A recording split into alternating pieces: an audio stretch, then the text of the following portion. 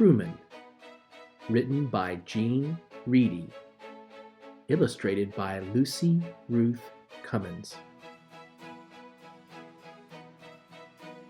Truman was small, the size of a donut, a small donut, and every bit as sweet. He lived with his Sarah, high above honking taxis and growling trash trucks and shrieking cars, and the number 11 bus, which traveled south.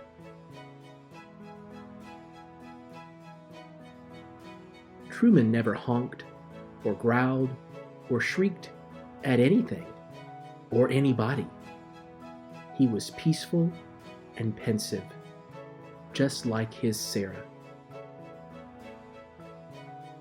One day, Sarah ate a big banana with her breakfast, clipped a blue bow in her hair, and buttoned up a brand new sweater. She strapped on a backpack so big, 32 small tortoises could ride along in it, but 0 tortoises did. Sarah placed 7 green beans in Truman's dish, 2 more than usual. She kissed her finger and touched it to his shell and whispered, "Be brave." Then she left. Not to worry. She'd left before, and she'd always returned.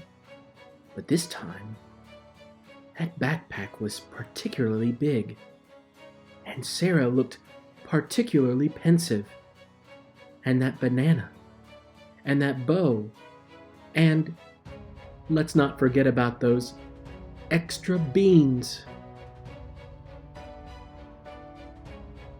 That's when Truman saw something he'd never seen before. Sarah boarding the number 11 bus going south. The bus roared away. Truman waited for Sarah to return.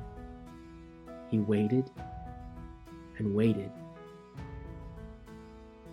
He waited 1,000 hours, tortoise hours, that is, until he could wait no longer. He would go after his Sarah. He would catch the number 11 south, even amid the honking and the growling and the shrieking, even if it seemed impossible.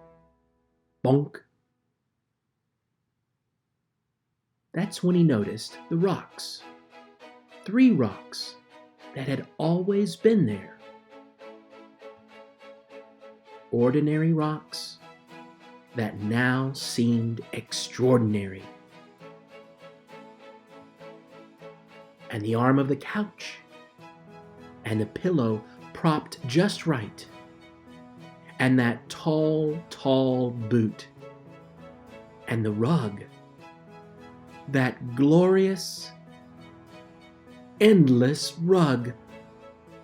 Without Sarah, their home seemed vast and uncharted and unsettling. Truly unsettling. But perhaps most unsettling was that Truman could no longer see the taxis or the trash trucks or the cars or the number 11 bus. Which way was south anyway? Now the sun hung low like Truman's head and heart. Just then, and then, vroom, screech, whish. Up floors and under doors, Truman heard it. A bus. It was time. time to catch the number 11 south, amid the honking and the growling and the shrieking. Yet standing there in that ray of light, Truman felt peaceful and pensive and brave.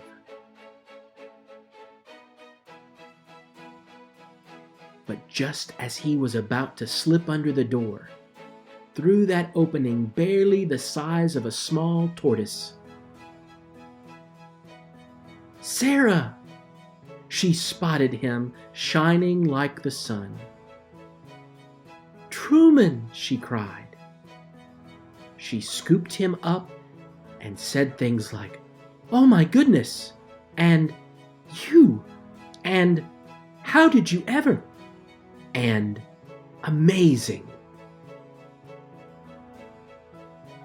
Sarah kissed her finger and touched it to his shell and tucked him back safely in his tank, where he was peaceful and pensive and proud. And later, just before bedtime, she read him a story. Now Truman knew that one day soon he and his Sarah might travel south to see new sights and hear new sounds and think new thoughts together. Truman, written by Reidy, illustrated by Ruth Cummins.